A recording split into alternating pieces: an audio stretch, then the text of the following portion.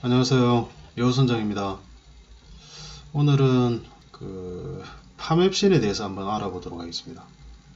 그동안 ABL 바이오, 앱클론, 유틸렉스 말씀드렸는데 ABL은 운 좋게 상한가를 한번 갔었습니다. 지금도 상승 중이고, 근데 파맵신이라는 회사도 굉장히 기술력이 좋습니다. 이게 지금 우리나라 국산 항체 신약 1호를 기대하고 있는 약이 있죠. 그래서 하나씩 보도록 하겠습니다. 여기 이제 파맵신 홈페이지인데 항체 전문 회사인 만큼 전부 엔티바디 관련해서 항체 관련해서 자료들이 나와 있습니다. 여기 항체가 Y자 형태로 되어 있거든요. Y자 형체. 그래서 이 항체를 나중에 말씀드리겠지만 뭐 생쥐, 마우스 항체에서 키메라 항체, 인간화 항체, 완전 인간화 항체 이렇게 다양하게 지금 발전을 하고 있는데, 이 항체 하나가 예전에는 단일 항체, 그 암세포 같은 단일 셀을 공격했던 항체 기술에서 지금은 이중 항체, 두 개의 셀을 공격하고, 지금 더 나아가서는 다중 항체, 여러 개의 멀티 항체를 공격할 수 있는 그런 기술로 발전하고 있습니다. 그래서 항체 관련해서는 파맵신이 굉장히 앞서 있는 그런 기술력을 보이고 있죠. 이 항체 관련된 그 제약 시장을 한번 보면, 이게 식약처에서 나왔던 자료인데 2014년도에 한 60% 정도를 항체 관련 약들이 차지하고 있습니다. 매출에 대해서. 아바스틴, 허셉틴, 우리 슈미라 잘 알죠? 레미케이드도 있고. 그래서 항체 관련된 약이 지금 전 세계 제약 시장에 대부분을 차지하고 있다. 그리고 앞으로는 이게 더 증가할 거다, 이렇게 보고 있습니다. 시장을 보면 미국에 보면은 전체 시장 중에 한 대부분이 60-70% 이상이 항체 의약품입니다. 그리고 나머지가 단백질, 백신, 천연물, 세포치료제 이렇게 되어 있는데, 우리나라 시장은 아직까지는 항체 의약품 시장이 작습니다. 아직. 그래서 나중에는 미국과 같은 시장 구조가 되지 않을까 싶습니다. 왜냐하면 다른 부분은 화학이나 이런 쪽은 부작용이 굉장히 심하죠. 그래서 항체의약품 관련해서는 그 제약회사 몇 개 안 되기 때문에 관심 있게 보시기 바랍니다. 이게 유진산 대표님이 대표로 있는데 좀 특이한 게 2008년도에 창업을 했어요. 2008년도, 9년도 거의 금융위기 때인데, 이때 기술이 워낙 좋았기 때문에 그 정부 기관에서도 투자를 많이 하려고 했고, 우리나라 벤처 캐피탈, 그리고 해외에서도 투자를 많이 하려고 했었습니다. 근데 2008년도에 금융위기 오면서 그 국내 기업 대부분들은 투자를 철회를 하고, 노바티스라는 회사, 노바티스 펀드에서 투자를 좀 받았죠. 60억 이상을. 그렇게 해서 지금은 작년이죠. 작년 3월에 그 미국 FDA 희귀의약품 지정을 받고 지금 임상 2상 미국에서 진행을 하고 있습니다. 호주 이상은 거의 끝나가는 것 같고, 그래서 창업 때부터 굉장히 고생을 하셨던 그런 분입니다. 굉장히 오래됐죠. 그리고 노바티스에서 투자를 받았는데, 노바티스 펀드가 있습니다. 이게 스위스 제약사인데 여기서 펀드가 한 5조 이상 관리를 하는 것 같아요. 여기서. 그래서 이게 2009년도에 600만 달러, 60억 정도 투자를 받았죠. 그리고 그때 미래에셋 벤처 투자, 동양 인베스트먼트 또 같이 투자했던 그런 내용입니다. 그리고 나중에 40억을 또 추가로 투자를 더 받았습니다. 노바티스에서. 이걸 보면 파맵신의 기술을 2008년, 9년 때부터 굉장히 크게 높이 샀던 그런 내용이지 않나 싶습니다.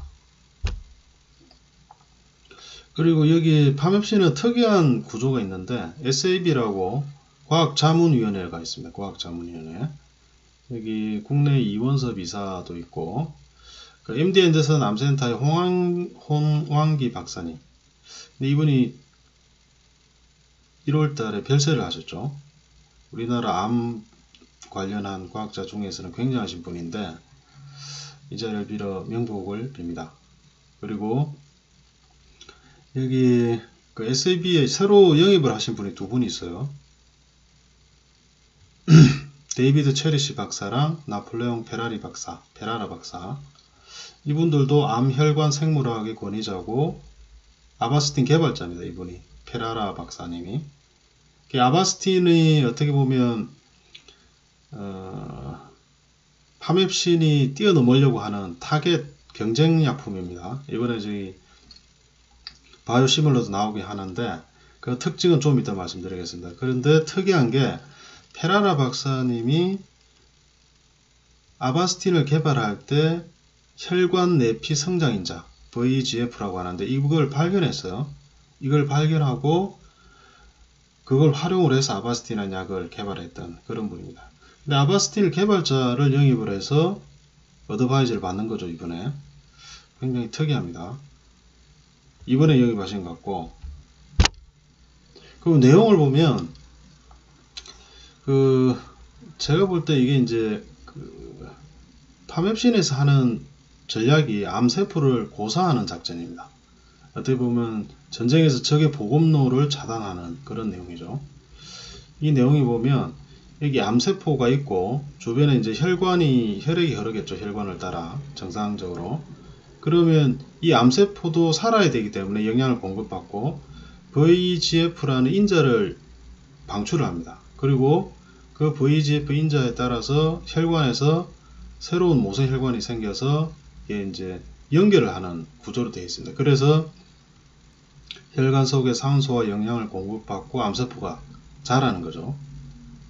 그래서 나중에는 이제 암이 전이되는 게 이 혈관을 따라서 암세포들이 이동을 하면서 다른 장기에 붙어서 다른 암들이 생기고 전이 되는 경우가 있는데, 이게 이제 파맵신에서 하는 거는 요 VEGF2 이 VEGF를 차단하는 거죠. 이 연결을 못하게. 그래서 이 암을 굶겨 죽이는 그런 내용입니다. 그래서 아바스틴이 이런 역할을 하는 약이었는데 그 아바스틴의 단점을 극복한 그런 약을 개발하고 있죠. 그래서 굉장히 특이한, 예전에 그 다른 쪽 유틸렉스나 뭐 이런 쪽에서 설명해 드릴 때는 암세포를 공격하는 T세포, NK세포 이런 부분을 정액을 시켜서 이게 공격을 하는, 공격력을 어떻게 보면 크게 했던 그런 컨셉이었는데, 이 부분은 이쪽에서는 이 혈관과 암이 붙는 이 부분을 인자를 차단을 하는, 그렇게 해서 암을 고사시키는 그러한 컨셉으로 개발을 하고 있습니다. 굉장히 특이하죠. 그래서 제 생각에는 거북선을 그려놨는데, 이게 임진왜란 때 일본 육군이 한양과 평양을 함락을 시키고 북상을 할 때 충무공 이순신 장군이 거북선을 이용을 해서 해상 보급로를 끊었죠. 한산 대첩도 있고. 그러한 역할이지 않을까 그런 생각을 해봅니다. 그리고 여기 아바스틴을 잡으라고 되어 있는데 이 내용을 좀 설명해 드리겠습니다. 여기 아까 말씀드렸듯이 암세포가 있고 이 암세포가 혈관에 접촉을 해서 영양분을 공급을 받고 산소를 공급받는데, 그 인자가 이렇게 있습니다. 여기 보면 VEGF-A라고, 아바스틴은 이 A를 결합을 해서 신호전달을 억제를 하는 역할을 하는데, 이 암세포가 굉장히 영리하기 때문에 이 A를 차단을 하게 되면 C, D, E 뭐 여러 개를 만들어서 다시 접촉을 합니다. 근데 지금 타니비루맵이라고 이 부분을 개발했는데 이 약이 이 A 뿐만 아니라 A, C, D 관련 신호 전달을 막을 수 있는 그런 역할을 합니다. 그래서 어떻게 보면 아바스틴보다 뛰어난 효능을 보이는, 그래서 타니비루맵이라고, 이름이 좀 어렵습니다. 이 부분을 개발을 해서 지금 임상도 하고 기기의약품도 지정을 받았습니다. 그래서 굉장히 좀 독특한 그런 구조로 되어 있습니다. 그래서 파맵신이 이게 교모세포종이라고 되어 있는데 이게 이제 암 종류입니다. 뇌암. 머릿속. 여기 보면 두개골에 이 암세포가 보이죠. 이게 뇌암 환자 사진인데 여기에 대해서 미국 FDA 이상을 승인을 받았죠. 그리고 희귀의약품 지정을 받았습니다. 굉장합니다. 이게 FDA가 우리나라에서 받고 또 미국에서도 받고 호주에서도 받고 유럽에서 받고 이게 각각 승인을 받아야 약으로 바로 이제 판매 가능한데 미국에서 신속심사로 희귀의약품 지정을 받고 FDA 승인까지 받았죠. 파맵신이 굉장히 기대가 되는 그런 약입니다. 타니비루맵 TTAC0001. 그래서 아까 말씀드렸던 이제 아바스틴은 VEGF-A만 저해를 하는데 이게 나중에는 여기 타니비루맵은 A, B, C, D 전부를 저해를 하죠. 연결을 못하게, 암세포가 혈관에 연결을 못하게 그런 작용을 합니다. 지금 한참 임상 중이고, 그리고 이제 화이자에서 이게 아바스틴이 특허가 만료가 돼가지고 바이오시밀러들이 하나씩 나오고 있습니다. 그 화이자에서는 EU에서 허가를 받았죠. 판매 허가를. 근데 이 화이자에서 만든 것도 아바스틴과 동일한 기능을 작용을 하는 그런 약이기 때문에 파맵신에서 만드는 약이 성인만 난다 그러면 이 시장도 잠식을 하지 않을까 그렇게 보고 있어요. 아바스틴이 한 매출이 1년에 7조 5천억 정도 그렇게 나온다고 하죠. 블록버스터급입니다. 그리고 이제 아바스틴, 리툭산, 헙세틴 이게 이제 지금 이 약만 세계적으로 유명한 약, 이 약이 특허가 만료돼서 지금 한창 개발 중에 있죠. 셀트리온도 있고 삼성 바이오에피스. 이 약들이 매출이 21조 정도 되니까 굉장한 시장이죠. 이 약이.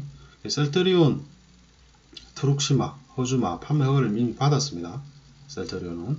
삼성 바이오에피스도 허셉틴 바이오시밀러 온트루잔트 FDA 허가를 받았고, 그래서 이렇게 우리나라 기업들이 세계적으로 지금 치고 나가고 있다 이렇게 보시면 될 것 같고, 이게 항체가 지금 파맵신에서 하는 그 항체 전문 회사인데 항체 개발의 역사를 보면 처음에 70년대에는 마우스 항체라고 해서 우리가 아는 쥐에 있는 항체를 배양을 해서 치료약을 개발했던 그런 시절이 있었습니다.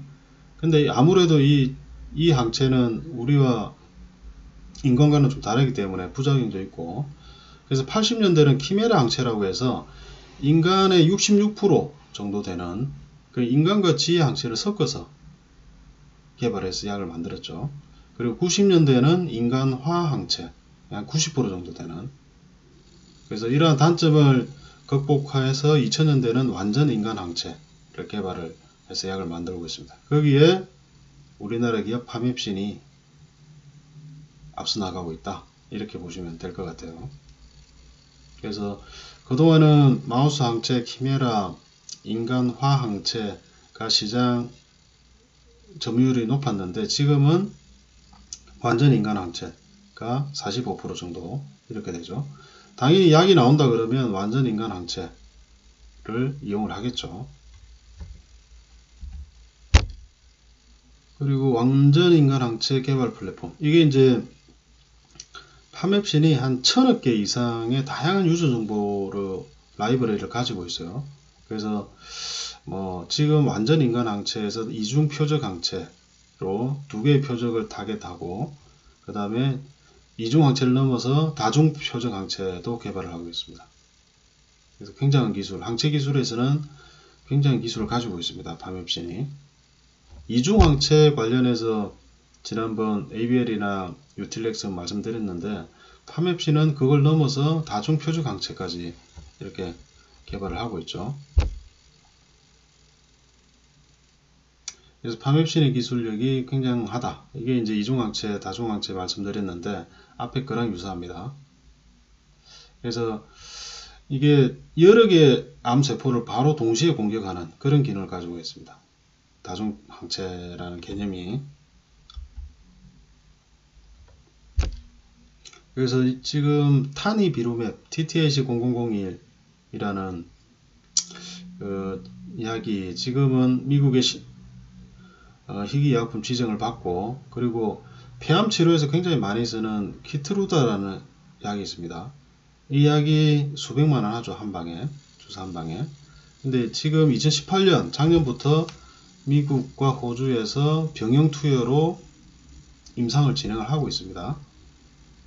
그리고 아바스틴의 이제 단점, 내성이 생기고 뭐 그런 내용들, 단점을 뛰어넘는 우리의 타니비루맵, 이 부분이 미국에서 이상을 하고 있는데 이상 완료 후에 시판 예정이라고 합니다. 그래서 국산 항체 신약이 1호가 되지 않을까 이렇게 보고 있습니다.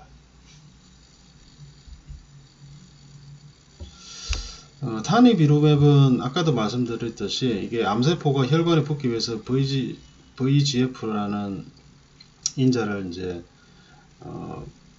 발생을 시키면 이게 혈관에서 이게 수용체가 붙어서 이게 연결을 해서 산소와 영양분을 공급하는데 이 부분을 끊어주는 역할을 하는 게 타니비루맵입니다. 미국의 FDA에서 희귀의약품 신청을 받았죠. 허가를. 한 번 더 말씀드리면 이게 아바스틴은 VEGF-A만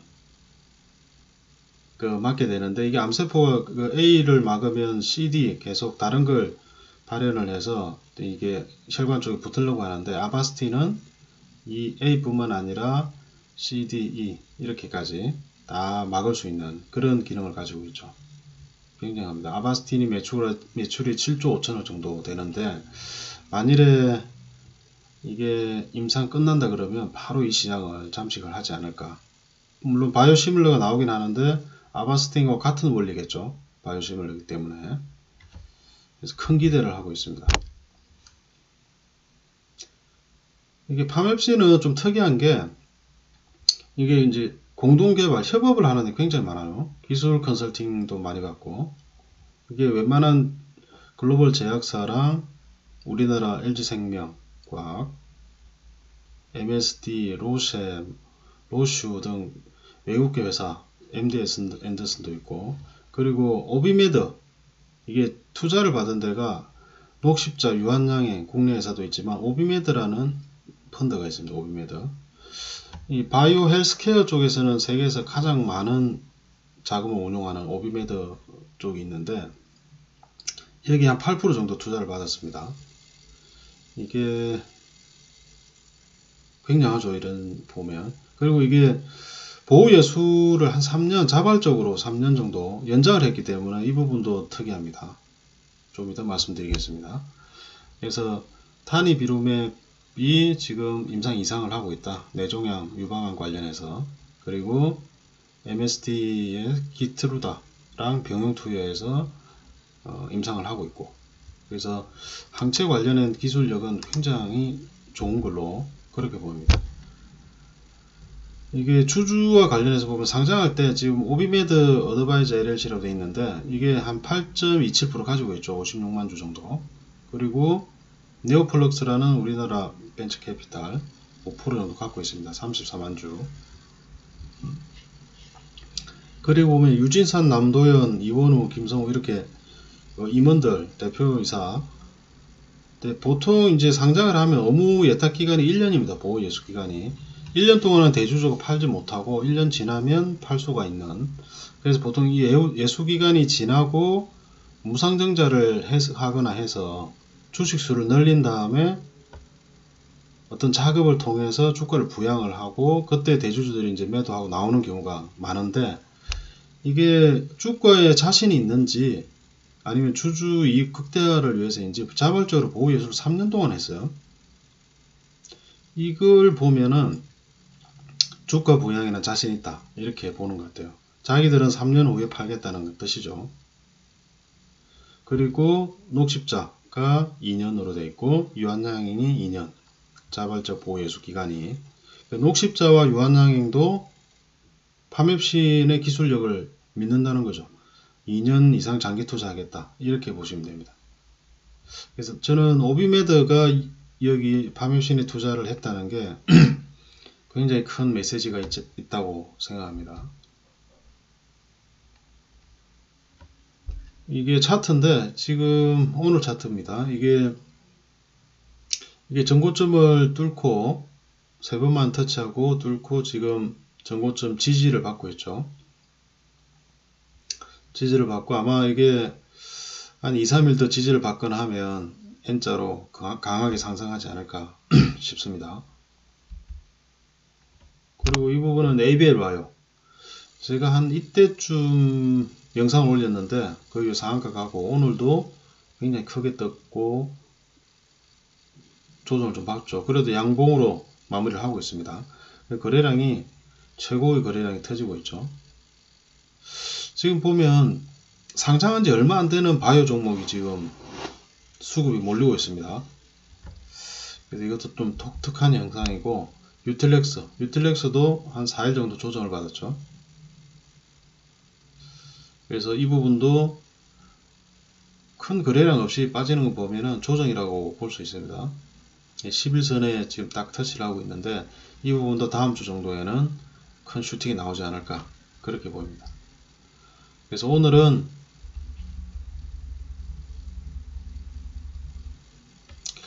항체의약품 관련해서 파맵신에 대해서 알아봤습니다. 국산 신약 1호가 탄생하기를 바라면서 오늘 영상은 이 정도로 하겠습니다. 감사합니다.